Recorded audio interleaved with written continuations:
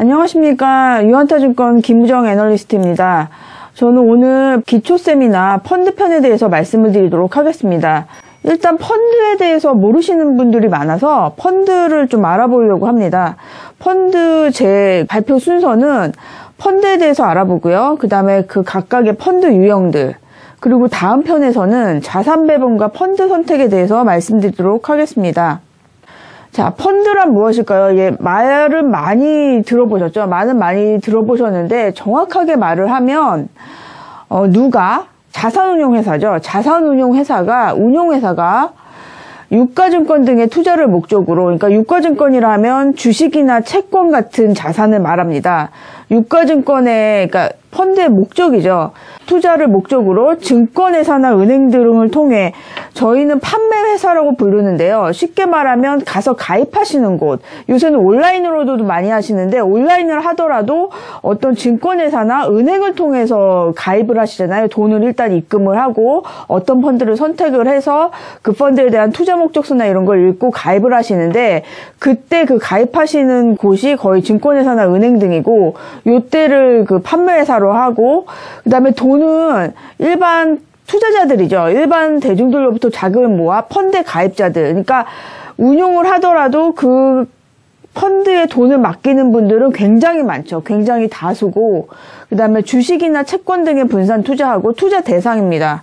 그러니까 주식이나 채권 등에 투자를 하고 손익을 배분을 하겠죠. 그 각각의 그 금액에 대해서 만약에 뭐 10,000원을 넣으면 10,000원에 대해서 이익이 나거나 손실이 나면 그거에 대한 수익을 분배를 하게 되는 게 펀드입니다. 그래서 가만히 보시면 펀드라는 한 상품을 가입을 하지만 거기에 관여되는 곳이 굉장히 많아요. 운용회사도 있고 그다음에 판매회사도 있고 가입자분들도 있고 그다음에 운용을 하는 곳.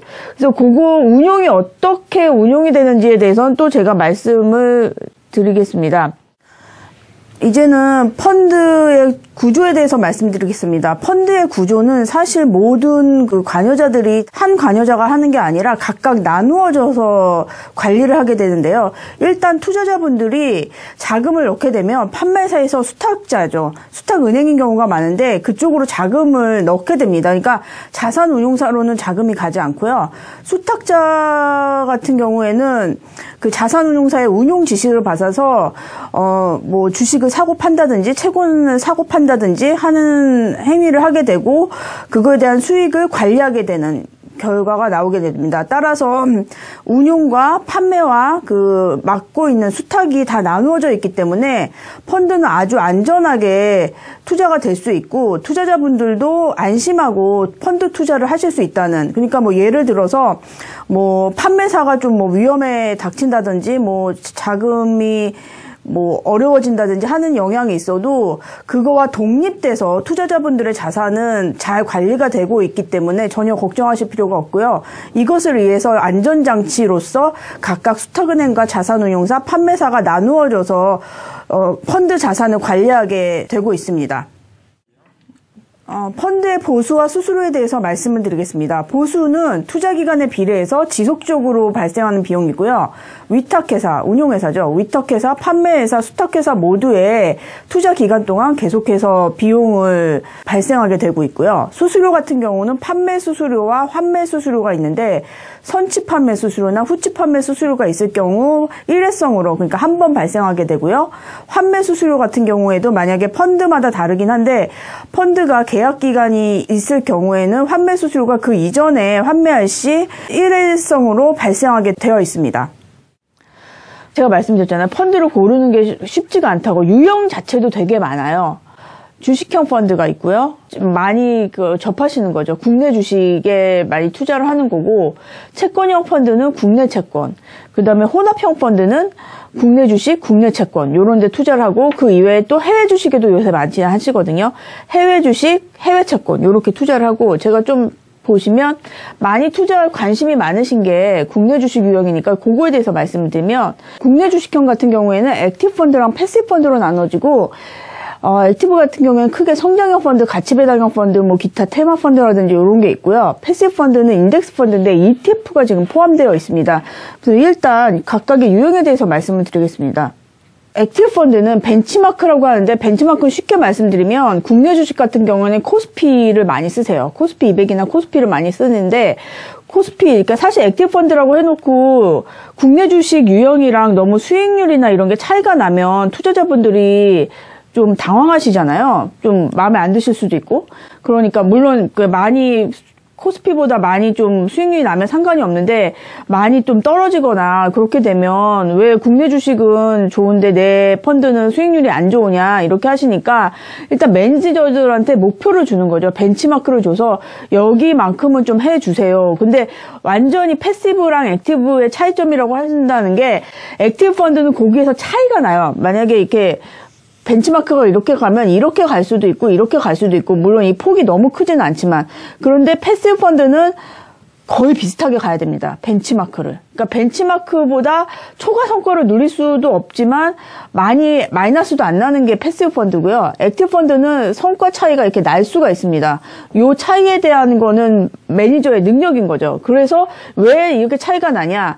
자산 배분이나 종목 선택, 특히 종목 선택이죠. 종목 선택 등에 따라서 성과의 차이가 되는 거고, 이렇게 성과 차이가 나기 때문에 펀드 매니저의 능력이 중요합니다. 그렇고 사실 패시브나 ETF 같은 경우는 펀드 선택, 만약에 특정 벤치마크나 특정 섹터를 이렇게 정하셨으면 각각의 그 펀드 선택에 대해서는 어려움이 없으시지만, 액티브 같은 경우에는 펀드 선택의 어려움이 상당히 커요. 그러니까 뭘 골라야 되느냐. 사실 순간적 선택이 몇 년의 수익률을 좌우하게 되기 때문에 액티브 펀드는 그런 게 중요하고, 이게 또 품이 더 많이 들죠. 인덱스 펀드 같은 경우에는 벤치마크만 따라가면 되기 때문에 그렇게 인력이라든지 이런 게 상대적으로 많이 필요하지 않지만, 액티브 펀드는 종목 선택을 하기 위해서 그 회사에 직접 나가기도 하고 세미나도 듣고 연구도 하고 그렇기 때문에 인덱스 펀드 대비 당연히 운용 보수가 높습니다. 이거 노력에 대한 대가라고 보시면 되고요. 인덱스 펀드는 제가 좀 전에 말씀드린 것처럼 특정 지수를 추종하도록 설정됐고, 그 특정 지수를 거의 똑같이 따라가야 되거든요. 많이 이게 인덱스 펀드가 만약에 벤치마크가 이렇게 됐는데 이렇게 막 계속 성과 차이가 난다. 이거는 다르게 이렇게 설계된 것이 아니기 때문에 이 지수를 그대로 이렇게 쫓아가야 되는 그런 펀드가 존재 목적이기 때문에 인덱스 펀드는 그렇게 운용이 돼야 되고, 운용이 투명하죠. 사실 지수대로 가는 거니까요. 그래서 지수 복제 기술이 중요하고 지수만큼의 수익률을 목표로 합니다. 그래서 요거에 대해서는 확실하게 구분을 하시고, 내가 지금 지수보다 좀 더 높은 수익률을 얻고 특정 운용사의 능력을 더 하기 위해서 투자를 하느냐, 그렇지 않으면 난 그냥 코스피 정도만 가고 낮은 보수를 그냥 하는 게 좋겠다 이렇게 하느냐, 그거에 대해서 투자 목적을 설정을 하시고 펀드를 선택을 하셔야 됩니다. 그러니까 인덱스를 할 거냐 액티브를 할 거냐, 그거에 대한 결정이 굉장히 중요하고요. 인덱스 펀드가 요새 관심이 많아서 좀 말씀을 드리면, 같은 패시브 펀드인데 인덱스 펀드랑 ETF는 뭐가 다르냐? 인덱스 펀드는 그 약간 펀드 성격에 더 가깝다고 보시면 돼요. 장중 거래가 그러니까 하루에 한 번 기준가로 거래가 되는 거고요. ETF는 주식처럼 장중 거래가 가능합니다. 장중에 떨어지면 ETF도 같이 떨어지고, 올라가면 같이 올라가고, 그 다음에 그 황금성 같은 경우에는 높고, 이게 환매 가격이 즉시 결정이 되죠. 그러니까 장중 거래가 된다는 게 그 거래 금액이 결정이 되는 거고, 인덱스 펀드는 그 기준가로, 1일 하루 설정되는 기준가로 되는 거고요.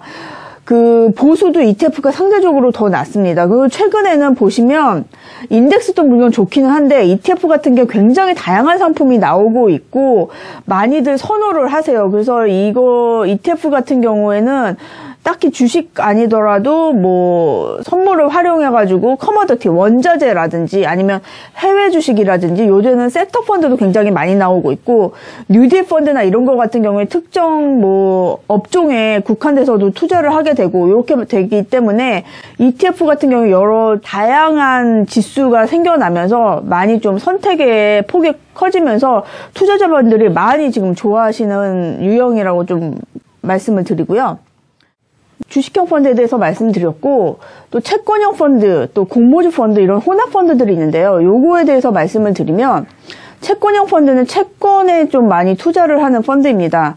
주식형, 사실 투자자분들이 뭐 제가 자산 배분 편에서도 말씀을 드리겠지만 위험에 대해서 그러니까 시장이 주식시장 같은 경우 변동성이 크잖아요. 어떤 날은 많이 올랐다고 어떤 날은 많이 내리고 그런 거를 좀 기질상 맞지 않는 분들이 계세요. 그런 분들은 그 주식에 대한 그 기대 수익을 좀 낮춰가지고 좀 변동성이 작은 펀드에 넣으시는 거죠. 근데 채권형 펀드라 하더라도 최근에는 뭐 수익률이 많이 좀 낮아지긴 했지만 또 하이힐드 채권이라든지 아니면 해외 채권 펀드 요런 데 하는 것들은 국채나 요런 데 투자하는 채권 펀드보다는 좀 수익률이 높아요. 그래서 그런 채권형 펀드에서 그 선택을 하실 수도 있고 아니면은 투자를 하실 때 뭐 일부 포트폴리오 본인 자산의 한 뭐 20-30%는 뭐 안전한 채권형 펀드에 넣으신다든지 이런 방법도 있거든요. 그래서 채권형 펀드는 채권이랑 채권 관련 파생 상품에 투자를 한다고 보시면 되고요.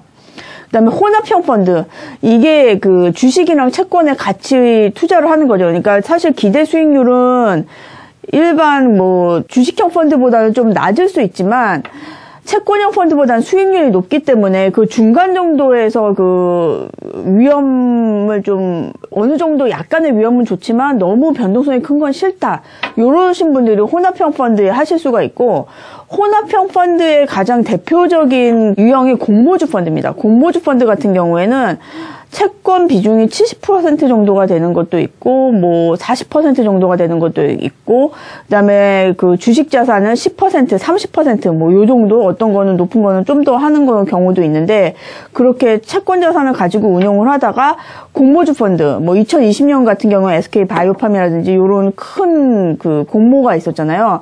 그런 펀드는 사실 공모주 펀드가 우선 배정이 되고 있기 때문에 그 공모를 받을 수 있거든요. 그래서 그런 펀드 또 그렇게 받아서 그러니까 주식이랑 채권 특성이 다른 두 가지 자산이 같이 있는 거죠. 그렇게 돼서 공모주 펀드도 한다든지 그런 식으로 운용이 되고 있는 펀드인데 이런 것들이 혼합형 펀드라고 보실 수가 있습니다. 그래서 투자를 하실 때 단지 뭐 주식형만 있는 게 아니라 이렇게 혼합형도 있고 혼합형 같은 경우에는 뭐 코스닥 벤처 펀드나 아니면은 공모주 펀드처럼 특정하게 뭐 공모주 펀드를 더 받을 수 있다든지 이런 펀드도 있기 때문에 투자를 하실 때는 이렇게 좀 넓게 그리고 본인의 그 위험 성향, 그러니까 시장의 변동성에 어느 정도 대응할 수 있는 이런 능력이나 경험치 이런 거를 보셔가지고 혼합형 펀드도 하실 수 있고 투자 초보분들 같은 경우에는 혼합형 펀드부터 하셔서 아 이렇게 운용이 되는구나 이렇게 운용이 되면서 내가 경험이 쌓이면 아 어느 정도 한 자산의 한 10% 정도는 주식형 펀드 해볼까? 아니면 주식 ETF 해볼까? 요렇게 하실 수도 있거든요. 그래서 그런 단계로도 활용하실 수 있고, 그래서 요렇게 말씀을 드립니다. 그래서 제가 여태까지는 여러 펀드의 유형에 대해서 말씀을 드렸고, 그 펀드는 또 안전하게 여기 수탁은행이라든지 위탁자, 판매사 이렇게 다 나눠서 각각의 그 기능에 따라서 나눠서 안전하게 투자자들의 자산이 보관된다는 걸 아시면 되고, 요 유형에 대해서는 좀 더 각각의 특성에 맞춰서 본인 위험 성향이나 이런 데 맞춰서 투자를 하실 수 있다는 거를 말씀을 드리고요. 지금까지 펀드의 그 구성이랑 기초 요소 뭐 이런 거랑 펀드의 유형에 대해서 말씀을 드렸고요. 다음 편에는 그럼 이 펀드를 자산 배분을 어떻게 하는가, 자산 배분과 펀드의 투자는 어떤 관련이 있는가, 어떻게 봐야 되는가에 대해서 말씀을 드리고, 그다음에 좋은 펀드, 수익률이 높은 펀드죠. 그런 펀드는 어떻게 골라야 하는지에 대해서 제가 말씀을 드리도록 하겠습니다. 감사합니다.